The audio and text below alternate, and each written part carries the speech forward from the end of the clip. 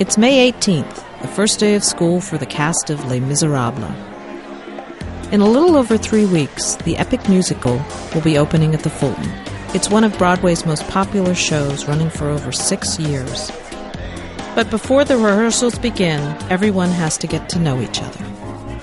First of all, welcome to Lancaster. I lived in New York City for 28 years. This is the best town in the world. It really is terrific. You're going to have a great time here. There are great restaurants. There are a lot of clubs to go to, a lot of things to see. Those of you who have been here before know that. Those who have not been here before are going to want to move here after this production.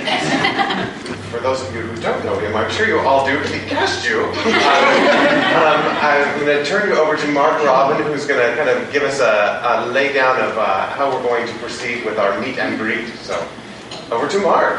One of the things that we need to do first, actually, is to figure out who everybody is, because honestly, there are people in this room that I know have no idea who the other person is.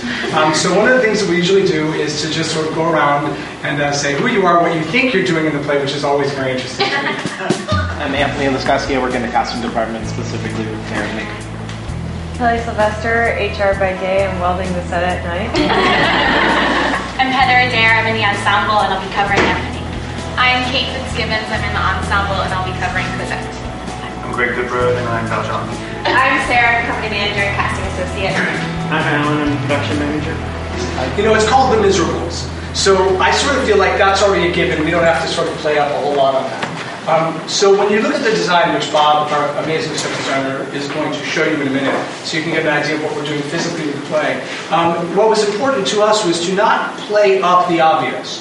So in our production of The Miserables, we're not necessarily going to focus on the degradation of these people. We're actually going to try to focus on the fact that every single one of these people fill their lives with the hope and the passion of a better life.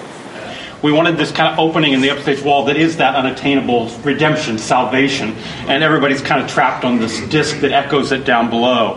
It is kind of a cold, textured world, but there's always that to go for. You notice in the prison scene, any hope of getting there is barred. So that's really the scope of it, and a lot of the staging, a lot of what you will see as we're going through this is going to be playing up the passion of this piece, not just the, oh gosh, we're pimps and we're whores and we're skanks and we have really bad hair.